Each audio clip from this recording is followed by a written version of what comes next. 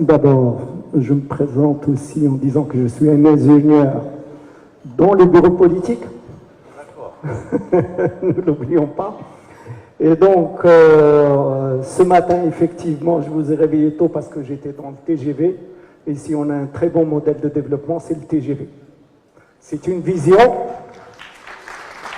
de Sa Majesté Nasrallah. C'était un défi. On a entendu beaucoup de critiques.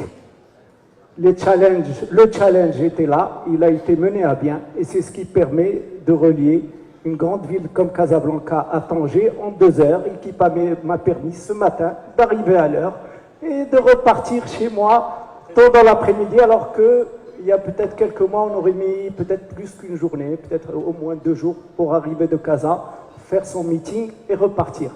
C'est un excellent exemple. Donc une vision et une mise en œuvre par des ingénieurs. Je pense que chaque fois qu'on a ce type de modèle, ça fonctionne.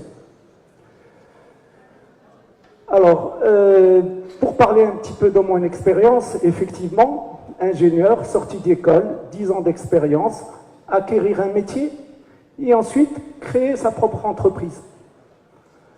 On était dans notre promotion 6, 3 sont allés dans le privé. Ils ont créé leur entreprise. Aujourd'hui, elles sont leaders dans leur secteur. Donc, dans une promotion, 3 ingénieurs qui créent des milliers d'emplois. Je suis très content d'entendre que 80% des ingénieurs ici sont dans le domaine du privé. Ils peuvent tous faire la même chose. Si Arnouch a parlé des GAFA et de la digitalisation, nous avons des ingénieurs allemands.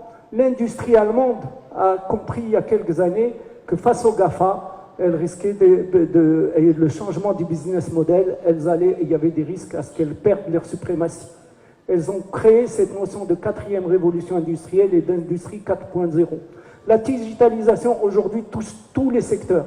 On peut considérer que c'est une menace, mais on peut considérer aussi que c'est une opportunité. N'importe quel ingénieur sorti d'école, nous on avait besoin de 10 ans d'expérience. Aujourd'hui, en sortant d'école, on peut créer sa propre start-up sur la base d'une idée et dans ce domaine. Plus aucun domaine ne peut plus être concerné par la digitalisation. Donc les ingénieurs sont devenus une nécessité et pour aller de l'avant et pour pousser notre pays sur le droit chemin. Encore pour revenir, pour terminer avec la voie de la confiance, parce que pour moi c'était essentiel, on y a participé.